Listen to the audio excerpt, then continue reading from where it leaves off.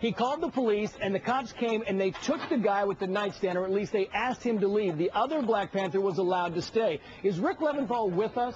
Is he up live with us? Yeah, Rick Leventhal is live with us. Rick, give us an idea of what else happened. Is that an accurate assessment of what went down at the polling place you were at? Well, there's a lot going on here, Trey, so I couldn't hear everything you were saying, okay. But from what I understand, you did just show the video. That was a University of Pennsylvania student, apparently, who was here with a cell phone camera. When he got here, this gentleman, this Black Panther behind me, was here with another Black Panther who was apparently, according to that video and according to witnesses, holding what appeared to be a nightstick.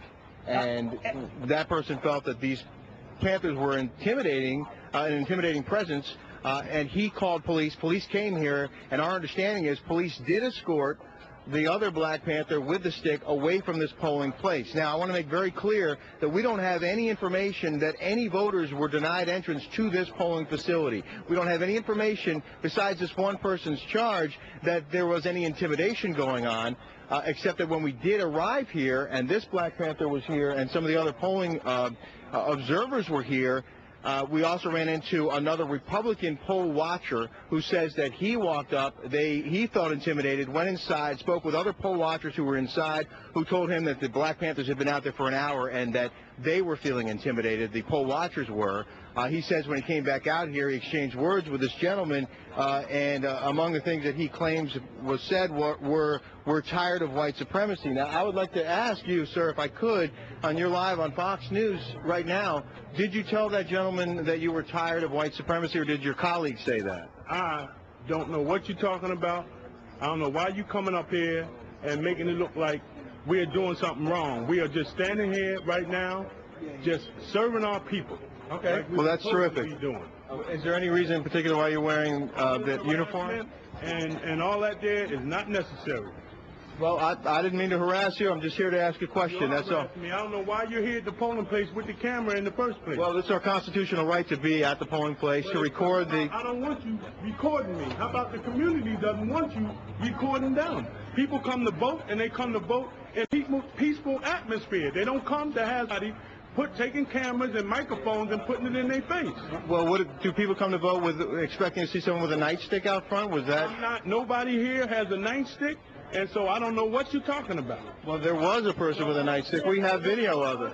I don't care about what was. I'm talking about what is.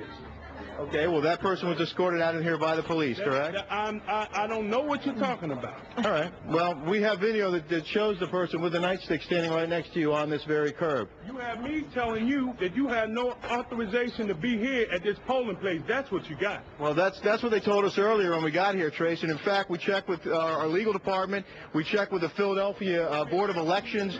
And, in fact, we do have the legal right to be within 10 feet of the entrance of a polling place, and you should know that. And the other people who work here, including this gentleman right here, who told us to leave and called the police on us when we came to check out the reports that we were hearing. This gentleman told us to leave, called the police came and asked us to leave, when in fact we do have a legal right, Trace, to be here within 10 feet of the polling place. Yeah, you do indeed, Rick. And I'm not sure if you heard the video or saw the video that we played earlier, but one of the guys up there was carrying the nightstick. Actually said when he was asked, "What are you doing here?" He said, "We're security." Have you heard that? And in what fashion are they acting as security for a polling place? I don't know. This is the first time we've heard of any security at any polling place. We visited 7 or 8 polling places across mostly West Philadelphia, and all of them were orderly, and none of them had any visible security besides the poll workers who were checking in the voters and allowing them to vote. There's been no disturbances that I'm aware of except what we've encountered here.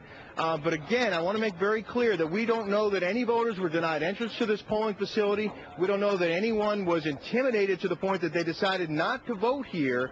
But that was what some people were concerned might be happening with 2 Black Panthers, one of them holding a stick out front. When we got here, the one guy who apparently had the nightstick had left. This other person was still here. He apparently is a certified poll watcher, so he can be here and should be here and is here. He's the only poll watcher we've seen who's a Black Panther. So that's pretty much the situation. They're still voting here. They're voting across the city. Right now, this is the slow time between 1 and 4 o'clock. This is when people were encouraged to go out and vote because the lines are expected to be shorter. And in fact, Trace, we just came from another tour around, and the lines appear to be pretty short right now at every polling place that we saw. All right, Rick Leventhal.